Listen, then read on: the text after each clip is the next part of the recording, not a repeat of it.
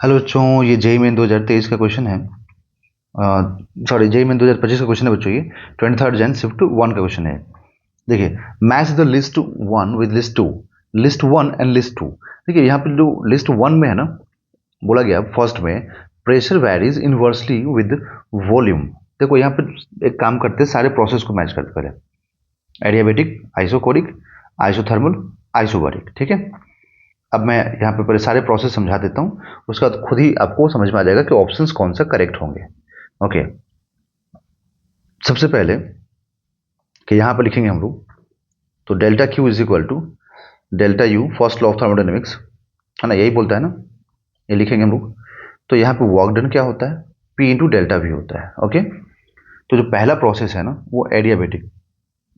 ठीक है, तो एडियाबेटिक प्रोसेस में यहाँ पर ध्यान रखिएगा कि हीट का एक्सचेंज नहीं होगा।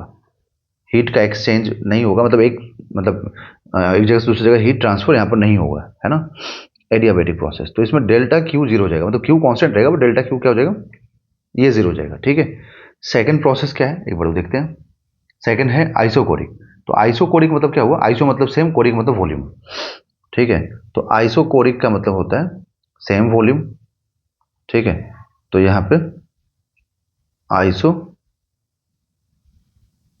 कोरिक प्रोसेस मतलब यहाँ पे वॉल्यूम कांस्टेंट, मतलब सेम वॉल्यूम। अगर वॉल्यूम कांस्टेंट होगा मतलब कि डेल्टा वी जीरो हो जाएगा। ठीक है, थर्ड, ठीक, यहाँ देखिए आइसोथर्मल।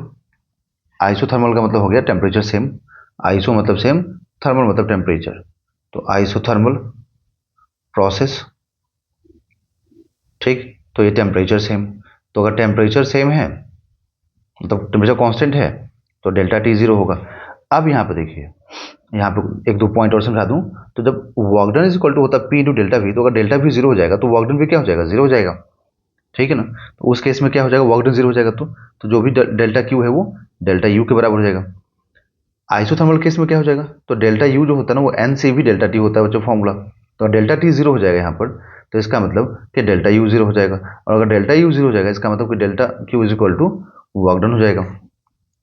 ठीक है, समझ में आया। और एडियाबेटिक केस में क्यू कांस्टेंट था, डेल्टा क्यू जीरो था ना, तो इस केस में क्या होगा कि जो इंटरनल एनर्जी होगा वो नेगेटिव ऑफ वर्क डन हो जाएगा।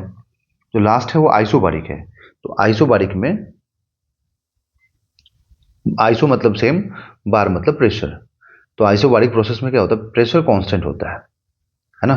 तो प्रेशर जब कांस्टेंट होगा यहाँ पर, देखिए, जब प्रेशर कांस्टेंट होगा तो इस केस में क्या हो जाएगा कि delta Q is equal to delta U plus W हो जाएगा सीधे, है ना। तो अब यहाँ पे मैच करते हैं। देखिए, pressure varies inversely with volume of an ideal gas. ठीक है, तो ये कौन से प्रोसेस में होता है, तो ये होता है बच्चों आइसोथर्मल में। क्योंकि आइसोथर्मल में क्या होगा, टेम्परेचर कांस्टेंट होगा। तो टेम्परेचर कांस्टेंट होने से क्या होता है कि PV is equal to NRT, है ना, एनआरटी। तो अगर ये कांस्टेंट है और एनआर कांस्टेंट है तो पी क्या होगा, कांस्टेंट होगा, मतलब P inversely proportional to V हो जाएगा। तो यहाँ पर हो जाएगा कि इनवर्सली प्रोपोर्शनल टू वॉल्यूम तभी होगा जब ये आइसोथर्मल प्रोसेस होगा, मतलब ए के साथ थर्ड आएगा। ठीक है, हीट एब्जॉर्ब, सेकंड देखिए बी में, heat absorb goes partially to increase in internal energy and partially do work, मतलब दोनों करे, मतलब हीट जब देंगे ना दोनों करे। तो ये तो आइसोबारिक हो जाएगा यहाँ पर। ठीक है, ये जो है ना आइसोबारिक हो जाएगा, क्योंकि जब हम हीट देंगे तो ये दोनों काम करेगा। तो ये कौन सा प्रोसेस में हो सकता है, आइसोबारिक में। ठीक है, अभी दिखाया था जस्ट मैंने। तो बी का फोर हो जाएगा।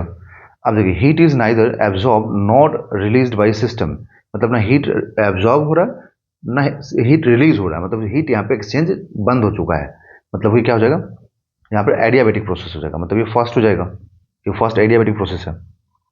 No work is done on और बाई अ गैस, मतलब कोई वर्क डन नहीं हो। तो वर्क डन नहीं हो तो वर्क डन जीरो होना चाहिए ना।